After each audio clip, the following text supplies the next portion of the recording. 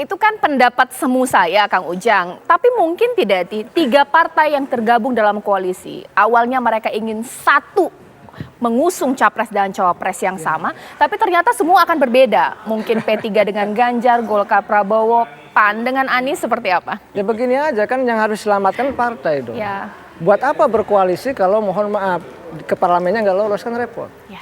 Oleh karena itu ya apapun koalisi itu dibangun konstruksinya untuk menyelamatkan partai politik. Ya kalau misalkan P3 gitu ya mendukung yang lemah kan agak berat, sulit. Ya. Oleh karena itu sangat tadi realistis dan rasional dalam konteks itu. Jadi saya melihat ya dalam konteks pertarungan yang serentak itu 14 Februari ya pencoblosannya itu ya. Begitu nanti misalkan tadi Partai KIB dibilang ya kompak tidak kompak, saya mengatakannya bagaimana dikatakan kompak ya, ini kritik saya. Kalau dari tiga ini sekarang sudah berbeda jalan, berbeda pilihan. Ini walaupun selalu dikatakan yaitu kedaulatan partai masing-masing, tetapi kita tahu bahwa secara psikologi ini sudah, mohon maaf, hatinya sudah berbeda.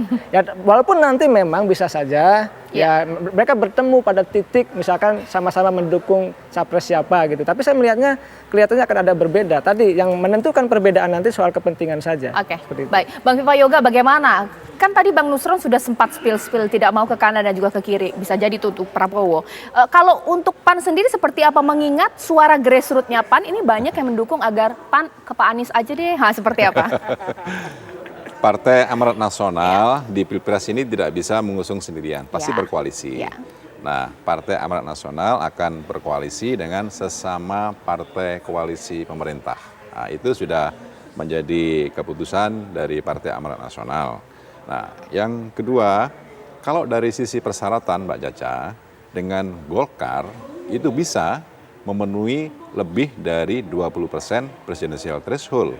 Apalagi kemarin, beberapa hari yang lalu di rapat harian DPP PAN, ada usulan dari beberapa pengurus harian DPP, udahlah kita usung sendiri saja, berkoalisi dengan Golkar, Erlangga Hartarto, wakilnya Zulkifli Hasan, gitu. Nah itu persyaratan. Tapi PAN juga berpikir setiap pilpres ingin menang, karena 2 kali kalah terus nih PAN ini. Gitu. Kita jangan jadi hat-trick ya untuk yang ketiga kalinya kita kalah. Makanya PAN santai saja karena masih bulan Oktober. Kita menginginkan agar proses pilpres ini memiliki dampak signifikan terhadap penambahan kursi DPR RI sampai kabupaten kota, dan yang kedua pasangan yang kita usung itu dapat memenangi pilpres. Kuncinya bahwa kalau ada koalisi besar misalnya KKIR plus KIB minus P3 misalnya, itu akan menambah basis konstituen masing-masing partai. Yang kedua, yang diusung adalah figur yang memiliki nilai elektabilitas yang relatif tinggi. Jadi kalau koalisi partai, basis sosial digabung jadi satu, kemudian yang kedua ditambah dengan nilai elektabilitas dari pasangan calon, itu insya Allah potensi menang itu akan menjadi besar. Mas Owi, nah bagaimana sudah di warning oleh Bang Viva Yoga, kalau KIB dengan suara yang besar digabungkan dengan KIR bisa jadi punya kans untuk menang. Salah kalkulasi jangan-jangan P3 keluar dari KIB, Mas Owi? Ya koalisi besar belum tentu menang gitu. Karena kan sekali lagi kalau soal pilpres itu soal figur gitu. Dan ada hambatan koalisi besar itu, siapa yang mau ngalah dari cawapres? Kan semuanya di capres itu. Pak Prabowo jadi capres, Erlangga jadi capres, terus kita yang P3 musuh Ganjar ini kan jadi capres. Tidak mungkin lah dalam koalisi itu ada 3 capres itu. Makanya kemudian kalau kemudian di antara mereka ada yang bersedia menjadi cawapres, ya bisa saja. Tapi apakah menang?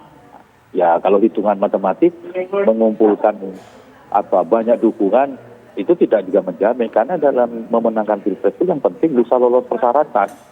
20% kursi di parlemen, mereka sudah bisa berangkat berlaga ke gelanggang, itu sudah cukup.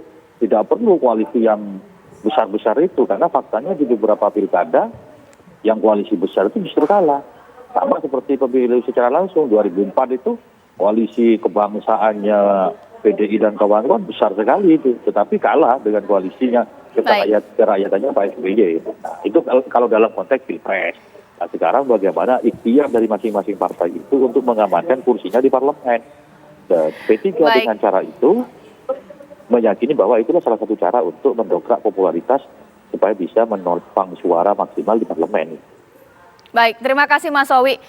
Bagaimanapun juga ini kita Terima masih kasih. punya banyak waktu ya untuk melihat ini. Semua bisa berubah, bisa juga kemudian P3 kembali lagi ke dalam KIB mengusung capres yang lain. Kita kan nggak tahu ya.